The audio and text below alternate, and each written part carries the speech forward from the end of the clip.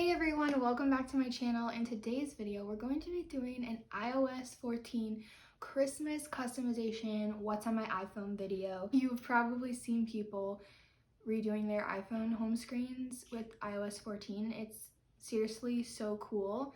I love that it's really customizable because I love having really cute phone screens. I remember when I was younger, I had an iPhone and there was this app that you could use, and I can't remember the name of it. If I can find it before I upload this video, I'll put it here, but it was this app where you could change the app's shortcuts, basically like what everyone's doing, but it was super complicated and like kind of ratchet the way you had to do it. So now that there's like an actually nice way to do it, I'm all for it. Let's get started with the what's on my iPhone iOS 14 edition. Okay, so first I just wanted to show you my home screen, which I can't show you on screen recording. My lock screen, but basically it's just this picture I took of Maui, Christmassy, really nice picture that I love, and then that is basically the theme we went for. So when you're doing your iOS 14 customization, it's perfect to do a theme. And before I go any farther, I do want to say I have the iPhone 11 in the lavender color, and for now I just have this white silicone case on it because I like it for Christmas. It's really simple and it matches the theme on my phone, as you'll see as we continue going. So obviously if you've been into iOS 14 at all, you would know about the app Widgetsmith. So when you first look at my home screen, you can see that there are 3 widgets, and I love that you can add these because it can just add a little bit more flair to your home screen than just a normal wallpaper does. So first, for the wallpaper, I just picked something really plain in the color palette I was going for, which you can definitely tell is white and green. That's also the color palette that I decorated my house. I just kind of wanted everything to match this year. A little bit too matchy-matchy sometimes, but I really like it. So the first widget just has that picture on there, and you can basically pick any picture. So that's just one I got on Pinterest. And then we have Instagram, my calendar, Pinterest, and Safari. So I actually made all of these icons myself on Canva. Just a really quick blitz tutorial on how you can do that is, if you have a Canva account, you can have a free Canva account or the pro Canva account. With the free Canva account, you will be able to make your own icons. You just won't be able to customize them as much or have as many options. With the pro account, which is what I have, you're able to really customize your icons. So you can make your own icons on Canva pretty easily and then download them to your camera roll and use them on the shortcuts.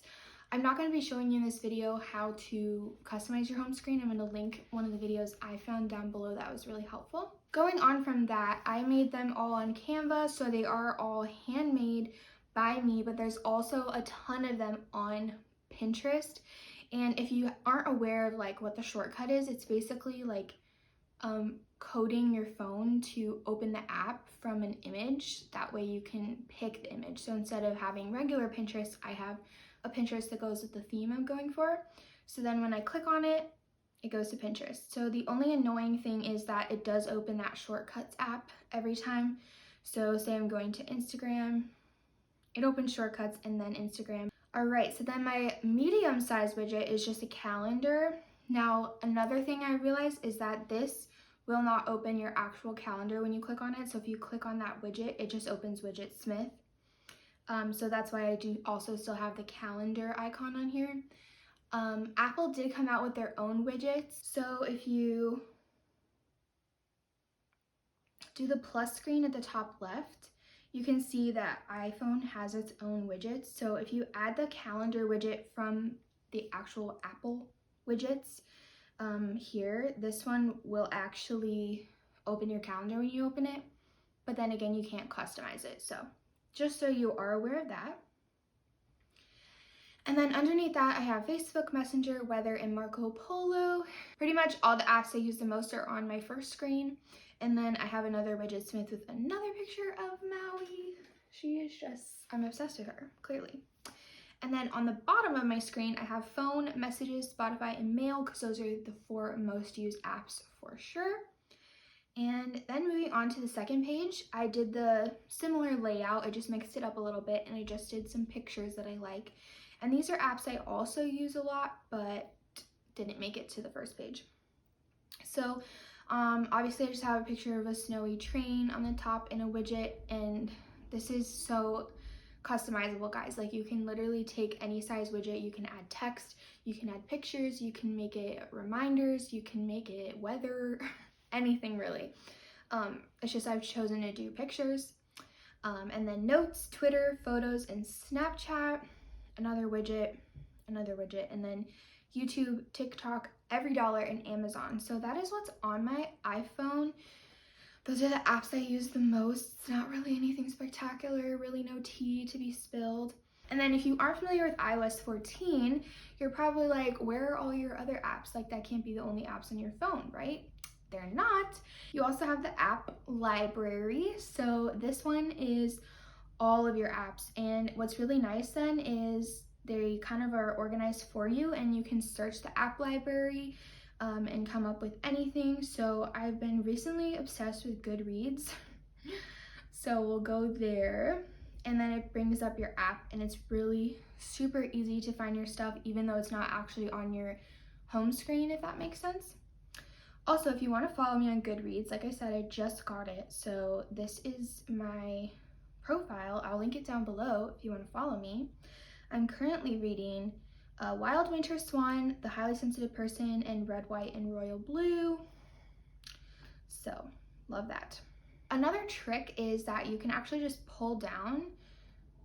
So it's hard to like show you on the screen recording, so I'll show you here. You literally just pull down and it'll bring up like a search bar and suggestions. So then if you are having a hard time finding an app, this is seriously like, if I don't know where the app is, I just put it in here, because then I can open it right away and it's super easy. So let's say that I was wanting to order from Dunkin', so I can start typing it in and it comes up. This is also an alternative way to start a Google search with Safari, because you can just start typing it in and then click Safari. So now when it comes down to customization, like I said before, I used Canva and Widgetsmith. So those are basically the two apps and the shortcuts app that comes with your phone that you'll need to customize it.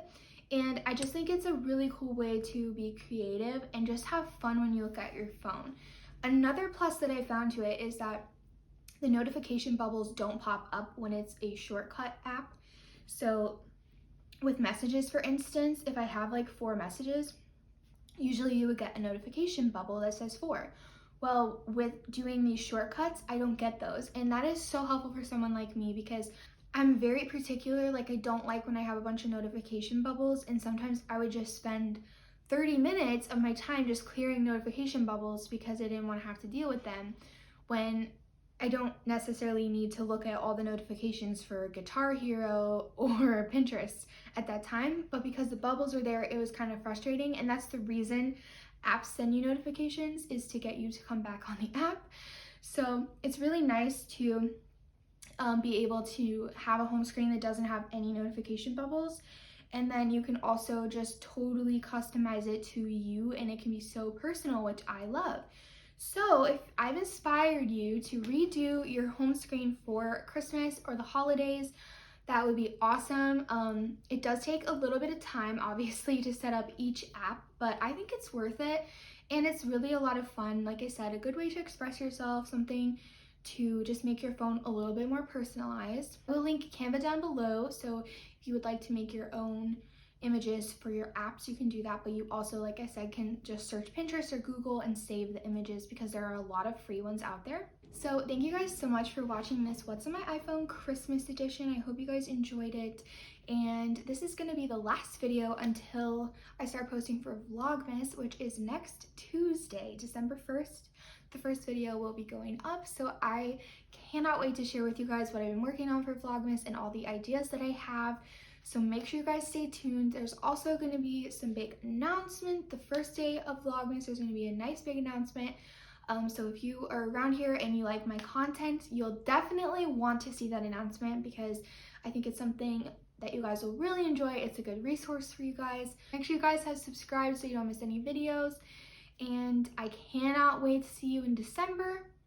Have a great Thanksgiving, and I will see you guys next time. Bye.